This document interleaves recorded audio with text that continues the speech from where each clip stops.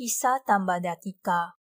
Tambadatika mengabdi kepada raja sebagai penjaga para pencuri selama 55 tahun, dan ia baru saja pensiun dari pekerjaannya. Suatu hari, setelah mempersiapkan bubur nasi di rumahnya, ia pergi ke sungai untuk mandi. Ia mempersiapkan bubur nasi itu untuk dimakannya setelah kembali dari sungai. Pada waktu Tambadatika mengambil bubur nasi, Sariputta-tera yang baru saja bangun dari meditasi jana samapati berada di muka pintu rumahnya. Pada saat melihat Sariputta-tera, Tambadatika berpikir, meskipun dalam hidupku, saya telah menghukum mati para pencuri, sekarang saya seharusnya mempersembahkan makanan ini kepada biku itu. Kemudian, ia mengundang Sariputta-tera untuk datang ke rumahnya dan dengan hormat mempersembahkan bubur nasi tersebut.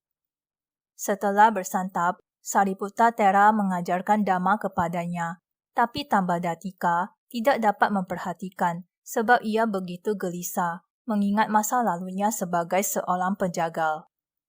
Ketika Sariputta-tera mengetahui hal ini, ia memutuskan untuk menanyakan dengan bijaksana, apakah ia membunuh pencuri atas kehendaknya atau ia diperintahkan untuk melakukan hal itu.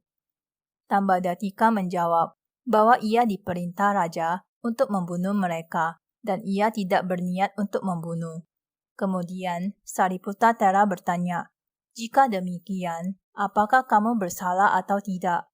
Tambadatika menyimpulkan bahwa ia tidak bertanggung jawab atas perbuatan jahat tersebut. Ia tidak bersalah.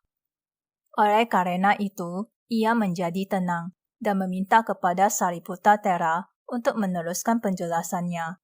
Dengan mendengarkan Dhamma penuh perhatian, ia hampir mencapai tingkat kesucian Sotapati. Ia hanya mencapai Anulomanyana.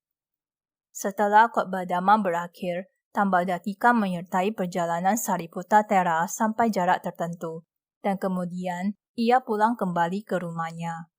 Pada perjalanan pulang, seekor sapi, sebenarnya setan yang menyamar sebagai seekor sapi, menyeruduknya sehingga ia meninggal dunia. Ketika Sang Buddha berada dalam pertemuan biku pada sore hari, para biku memberitahu beliau perihal kematian Tambadatika. Ketika ditanyakan di mana Tambadatika dilahirkan kembali, Sang Buddha berkata kepada mereka bahwa meskipun Tambadatika telah melakukan perbuatan jahat sepanjang hidupnya, karena memahami Dhamma, setelah mendengarkan dari Sariputta-tera, ia telah mencapai Anulomanyana sebelum meninggal dunia. Ia dilahirkan kembali di alam surga Tusita. Para biku sangat heran, bagaimana mungkin seseorang yang melakukan perbuatan jahat seperti itu dapat memperoleh pahala demikian besar setelah mendengarkan Dhamma hanya sekali.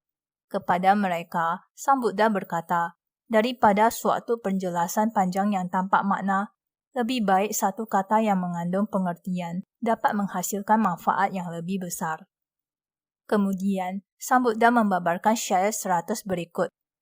Daripada 1000 kata yang tak berarti, adalah lebih baik sepatah kata yang bermanfaat, yang dapat memberi kedamaian kepada pendengarnya.